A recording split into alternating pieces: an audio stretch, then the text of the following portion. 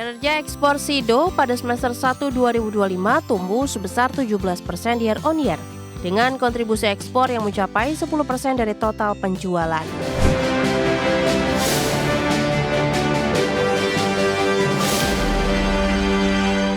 PT Industri Jamu dan Farmasi SIDO Muncul Tbk terus memperkuat kinerja ekspor dengan menargetkan peningkatan pasar ke wilayah baru seperti Indo, China, dan Afrika.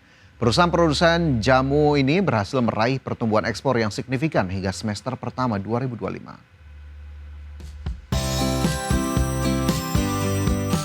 SIDO terus memperkuat kinerja ekspornya dengan menargetkan peningkatan pasar ke wilayah baru. Kinerja ekspor SIDO pada semester 1 2025 tumbuh sebesar 17% year on year, dengan kontribusi ekspor yang mencapai 10% dari total penjualan. Angka ini meningkat pesat dari posisi tahun sebelumnya yang baru mencapai 7%. Keberhasilan ini menjadi indikator bahwa strategi ekspansi luar negeri perusahaan mulai membuahkan hasil positif. Perseroan menyatakan perusahaan tengah fokus untuk memperluas distribusi produk ke pasar Indo-China dan negara-negara di Afrika sebagai upaya diversifikasi pasar dan peningkatan penjualan global. Strategi ini juga didukung dengan penyesuaian produk dan kemasan agar sesuai dengan selera dan regulasi di masing-masing negara tujuan. Selain ekspansi pasar, SIDO juga terus mengoptimalkan proses produksi dan distribusi untuk menjaga kualitas produk yang menjadi keunggulan utama. Target perusahaan adalah memperbesar porsi ekspor sebagai bagian dari pertumbuhan bisnis yang berkelanjutan, sekaligus meningkatkan brand awareness produk jamu tradisional Indonesia di pasar internasional. Berbagi sumber, IDEX Channel. PT Steel Pipe Industry of Indonesia Tbk tengah mempercepat agenda ekspansi dengan fokus penyelesaian pabrik unit 7 yang berlokasi di Gresik, Jawa Timur. Proyek ini menjadi langkah strategis memperbesar kapasitas produksi pipa baja diameter besar untuk sektor minyak, gas, dan infrastruktur. PT Steel Pipe Industry of Indonesia Tbk percepat agenda ekspansi dengan fokus penyelesaian pabrik.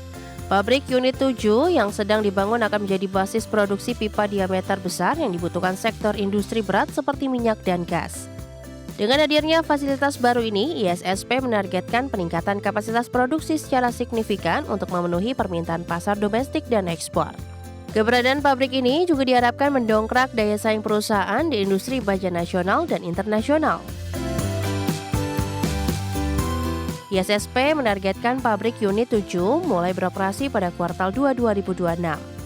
Penyelesaian fasilitas ini menjadi prioritas utama perusahaan dalam upaya ekspansi kapasitas dan diversifikasi produk. Perusahaan optimistis dengan potensi pasar pipa baja yang terus tumbuh didorong oleh proyek-proyek infrastruktur dan energi yang sedang berjalan di Indonesia dan kawasan regional.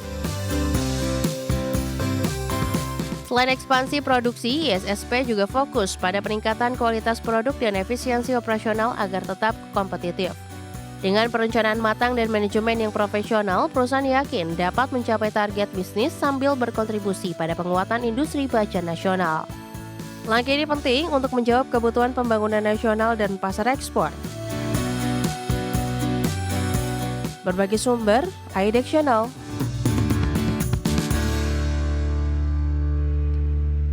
Kembali bersama kami dalam IDX First Session Closing, pemirsa PT Indofood CBP Sukses Makmur Tbk menegaskan bahwa seluruh produk mie instan yang diproduksi di Indonesia telah sesuai dengan standar keamanan pangan Badan Pengawas Obat dan Makanan Republik Indonesia atau BPOM. Klarifikasi ini disampaikan setelah otoritas pangan Taiwan melarang salah satu varian mie instan yang disebut mengandung etilen oksida.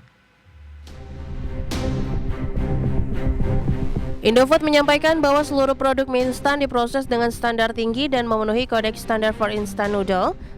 Selain itu, produk telah mendapat sertifikasi Standar Nasional Indonesia atau SNI dan diproduksi di fasilitas dengan sertifikasi internasional ISO 22000 atau FSSC 22000 untuk sistem manajemen keamanan pangan. Dengan begitu, perseroan memastikan semua prosedur pengolahan mengikuti ketentuan keamanan pangan yang berlaku.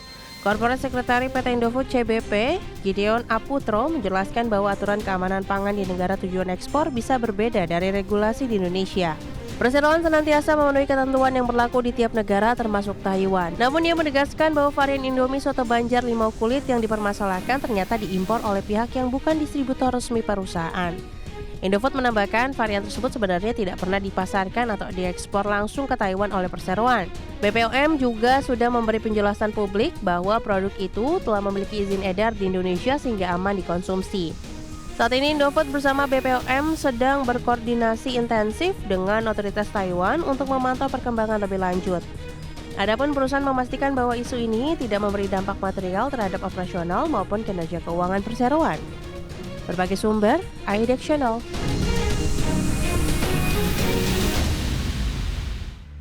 Ya, dari informasi emiten kita ke indeks harga saham gabungan, pemirsa, di mana terpantau IHSG berbalik ke zona pelemahan setelah dibuka di zona hijau pada perdagangan Selasa 16 September 2025.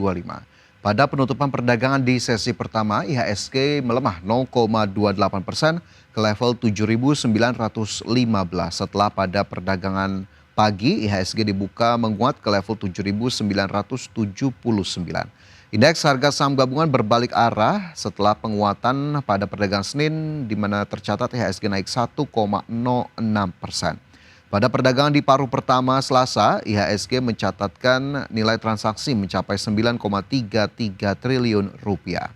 331 saham menguat, 344 saham lemah dan 281 saham lainnya bergerak stagnan. Saham-saham big caps cukup mendominasi dari pelemahan indeks harga saham gabungan di mana terpantau berdasarkan data IDX Mobile. Saham-saham perbankan terutama Himbara ini berbalik arah setelah mencatatkan penguatan pada perdagangan sebelumnya. Ya, dari posisi indeks harga saham gabungan kita coba cermati saham-saham apa sajakah yang masuk dalam jajaran top gainers, top losers dan bagaimana juga dengan pergerakan sektoral. Dari posisi top gainers pada perdagangan di sesi pertama ada saham BRMS naik 3,6% ke level 575, saham Real naik 13,48% ke Rp101, saham Indi naik 2,83% ke level 2180 dan saham HMSP melesat 19,82% ke Rp665. Sementara dari sisi top loser, saham-saham perbankan dan juga big caps mendominasi. Ada BBCA yang turun 1,56% ke level Rp7.900.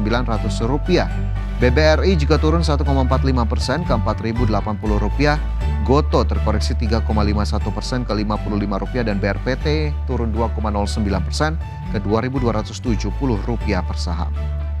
Sementara dari sisi sektoral ada konsumsi primer yang masih bertahan di zona penguatan naik 1,62%, begitu pula sektor industri yang juga menguat 1,5%, sementara keuangan memimpin pelemahan terkoreksi 0,83% dan barang baku juga terkoreksi 0,43%.